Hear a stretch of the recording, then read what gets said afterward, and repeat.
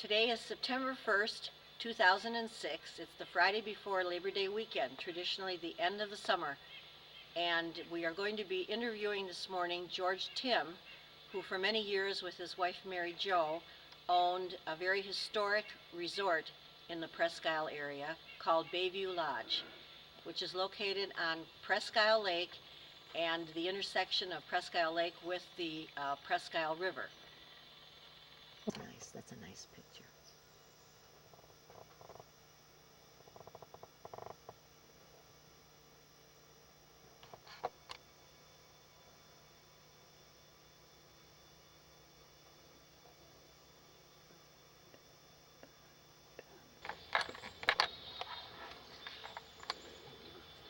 Oh, it's great. Yes, you were not here, and I think we looked downstairs. There was some, This is a view of Presque Isle Lake from Bayview Lodge, where we're doing an interview for the Presque Isle Historical Society.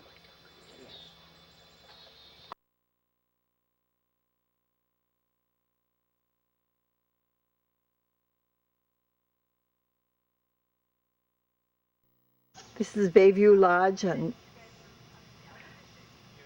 a historic resort from the early days of Presque Isle.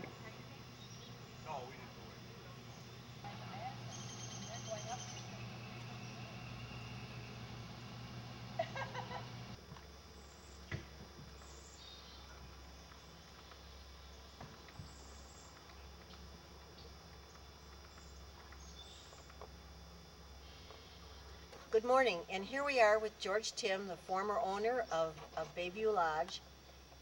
And again, it is September 1st, 2006, and we have a beautiful end of the summer morning to talk with George about his memories of his days at Bayview Lodge and the history of this very important piece of Presque Isle nostalgia.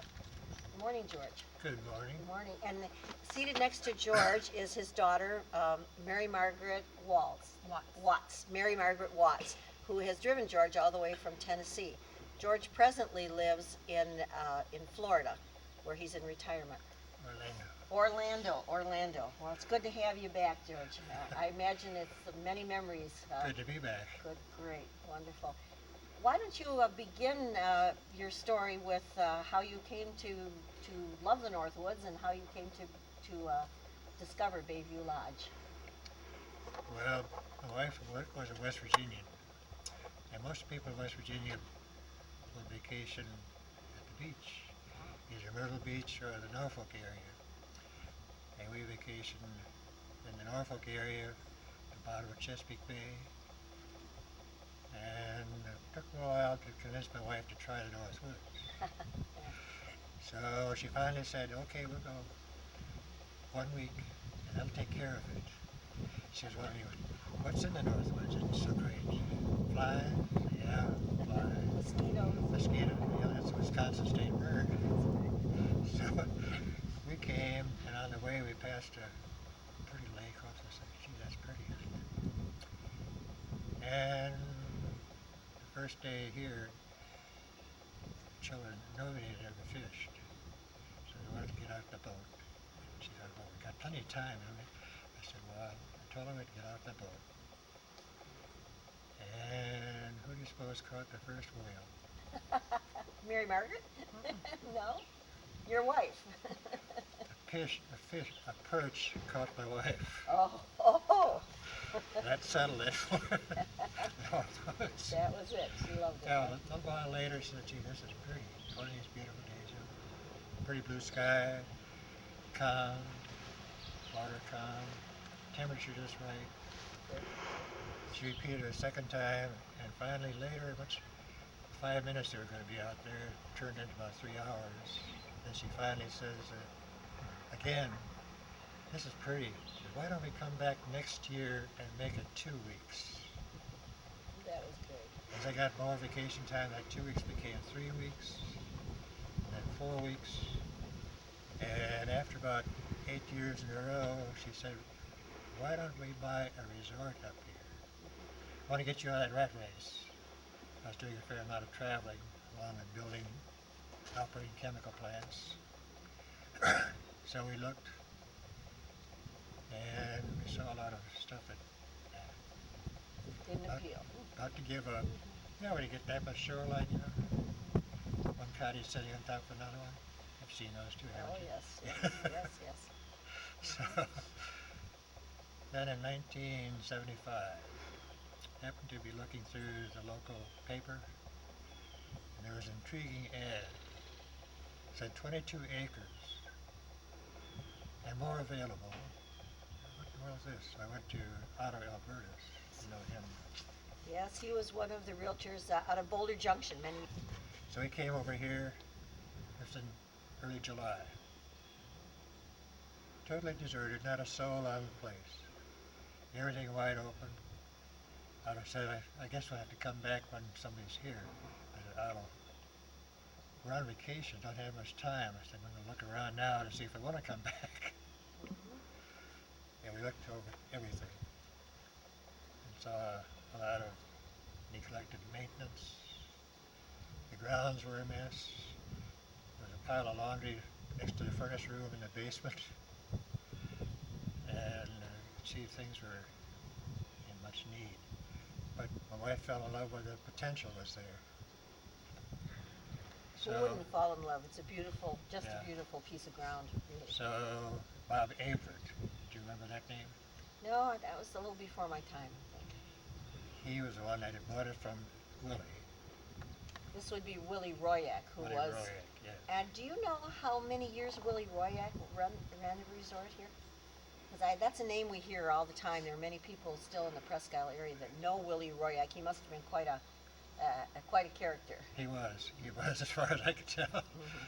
And he was operating a beer bar without a license. Oh, no Like license. liquor, Have beer. serving booze. I see. Those were the days, huh? Those were the days. Yeah. And this information I got from the alcohol Oh, tobacco inspector that came around. I see. I think, seemed to me Willie got it in the early 50s. In the early, so he had maybe 20 years or more here, No, something. I don't think so. No, not that long. Apparently, he must have sold it to Averitt around 65 or 66. Oh, okay. Or a little bit later than that. Okay.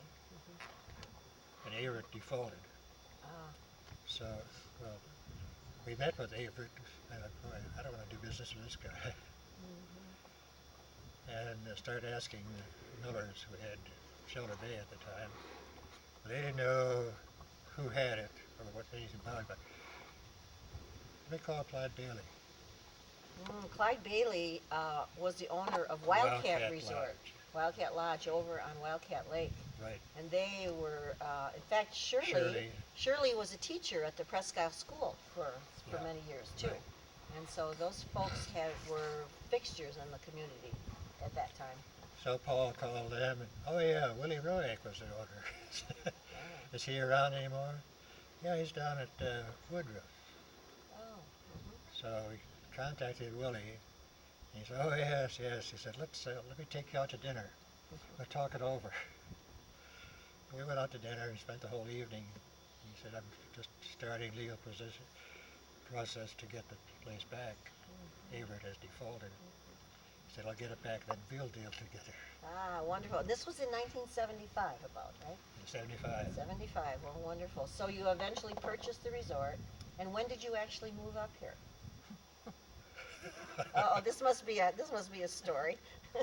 I was still working reception in our house. Oh, to be married. Was that this daughter right here, Mary Margaret? Yeah. She's about to be married then, right? So, well, I didn't retire then until the 1st of November. But in April, brought my wife up here to take over and run it for the summer. Oh, you just plunked Mary Jo right here, right? Yeah, well, her mother, my mother-in-law, what are you two doing? So she wanted to come along. Oh, that was good support. As soon as we drove up the drive and she could see the lodge and several other buildings, she says, my God, what have you two gotten yourself into now? So we unloaded my wife, and my mother-in-law went back with me, but our son Jonathan was up here over at Boulder Junction on, where is the lake there? What was the dam on it? Boulder Lake? The lake was a dam, yeah, Boulder Boulder Lake Lake. was a dam. Yeah. Huh? Yeah. They'd been married Oh. in '75, and they moved up here. He and his wife. Oh, I see. Yeah. I see. So at least your wife had someone local to help her out a little bit. That's yeah. Well, you stayed back home, but that's the way with many people have a similar type story, because the resort that we used to own, which was Cedar Bay Resort, for many years, Virginia Brock would come up in the summers, and Don Brock stayed home and worked, and he worked in Yeah. the winters, and came up on the weekends to help out. So you could keep the resorts going, really, because not a lot of income, for just summer business. That's just part of the economics of the area. But Yeah. Well, Jonathan was here to help out a little bit for part of the time at least. yeah, that's good. And then a few other people got curious of what we were doing. So her sister and husband came up and spent about 3 weeks with her, Oh, great. and they had a ball. They thought, good Lord, what are you doing anyway? Well, yeah. What are you doing? And then they see that this is like being on vacation all year long. Yeah, Sort of. after they got here for a while, it took them too. They came back many times to visit. But then in November, I came up full time. We were living here. Were you This open was at our all home. in the winter? Huh? Were you open at all in the winter? For the first about 4 years we were. And after a while, we said, it's not worth it. Because we couldn't visit any of the family. She wanted to get back to see her mom and sister. So you came up to a lot of work, basically, too, with the cabins, and you started improving the place, I would imagine. And actually, Mom they did open that first year. Oh, they did. Oh, she still opened it by herself, pretty Oh, much. yes. Oh, that's great. Yeah. She needed heating oil. Like, she called the people, oh, you owe us so much money. She says, I don't owe you a daggone thing. She said, that's which The fellow between you before. and the previous owner. Right. So She got her hackles up when she got her heating oil and propane. he left a lot of unfinished business, in other words, right? Oh, Right. So did you have good, good business then? I mean, people. well, the first year, since the history of a couple of previous years was almost zilch, Right. nothing. Okay. We weren't fully booked, but people started coming. Quickly, right. And the second year, yes, we were fully booked from then on all the way through I would bet. every summer. I would bet.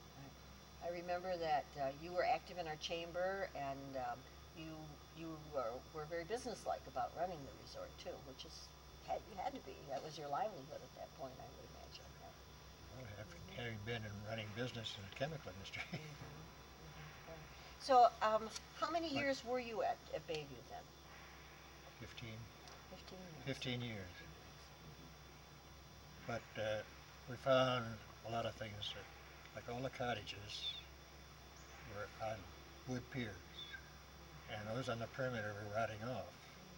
So the outside of the building was settling, runs in the middle, so you had an umbrella-shaped floor. So every one of these I jacked up and leveled, put concrete blocks Foundations under it. on the concrete footer down on the ground first. I did it myself.